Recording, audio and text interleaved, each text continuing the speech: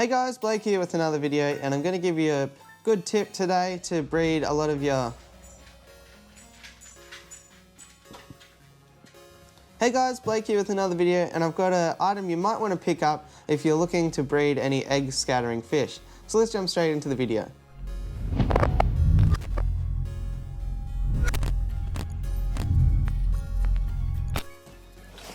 Alright, so here's this item.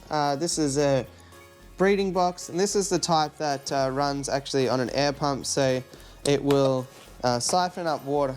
Is that the word, siphon up? It uses an airlift to bring water up through it, so you have a nice continuous flow of fresh water through the breeder box. This is the large version. I do have a smaller version as well that I can show you, but these are great for egg scattering fish, and I'll explain why as we go through. So this is a brand new unboxing. That's kind of the idea of what it's going to look like at the end there. So this one's by Aquatics, but there are a number of different brands. I know Pisces has one, Marina has one, but they can sometimes be difficult to find in stock. So just give yourself plenty of time to find one and source one. So this is the main compartment here. It has 3 different sections. You can pull out these walls if you just want to run one section, which is probably what I'll do unless I decide to breed multiple fish in the one thing.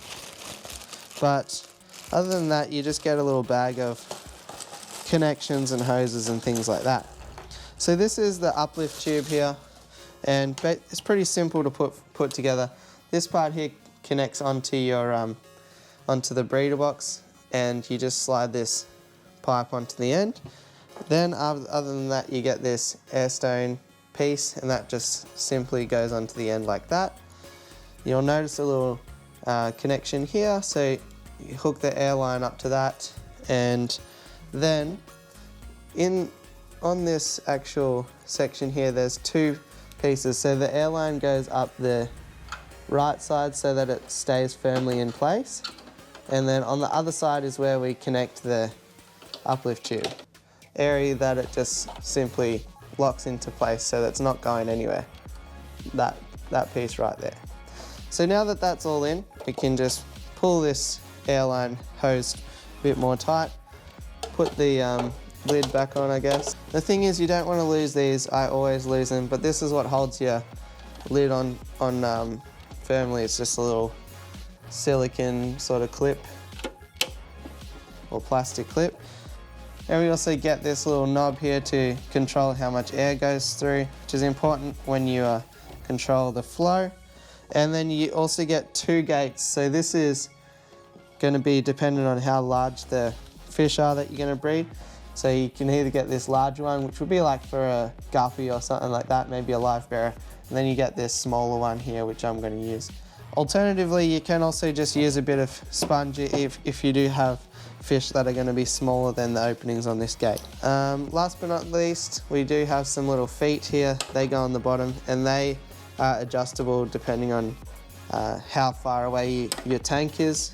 I mean, if you've got bracing and stuff like that versus if you've got a rimless tank. So there you go. That's the quick setup of the Aquamenta large breeding box, and here is the small one just for comparison. There's also a medium one, which I assume is 2 chambers wide, but I feel like this small size will be good, and I'm going to be trying it out for my emerald rasboras and CPDs, smaller fish like that.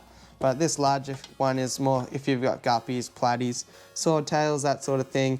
And I'm currently using it for my golden wonder killifish as well. So an important thing that I didn't realize, which I now do, is that the small and medium come with the important piece for the egg scattering fish breeding.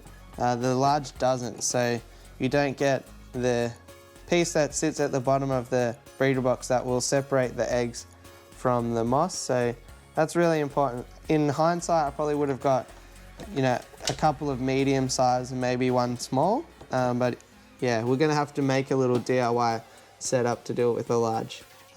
Let's get straight in and have a bit of a look at how this actually works in operation.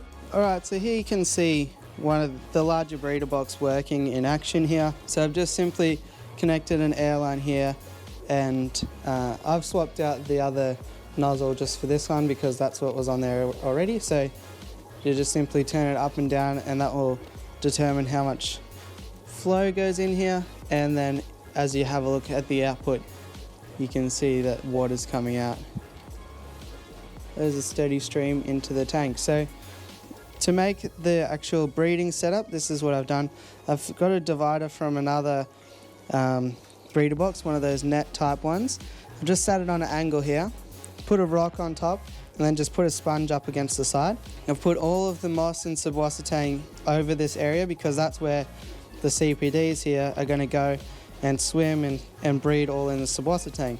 And then the idea is that once they breed, the eggs will slowly fall through the moss into the area at the bottom and through the holes, and then they'll be safe from predation. Not sure if you're actually going to be able to see this or not, but you might have to just take my word for it. But there is actually already eggs down the bottom. There is some uneaten food and detritus and stuff as well. But yeah, so far there's 2 eggs in here. I haven't bothered to collect it out to sort of harvest those eggs or take the CPDs out because I just want some more eggs in there before I disturb them again. So hopefully tomorrow, fingers crossed, they breed some more and we might be raising up some CPDs pretty soon. So there's my CPDs, there's the setup.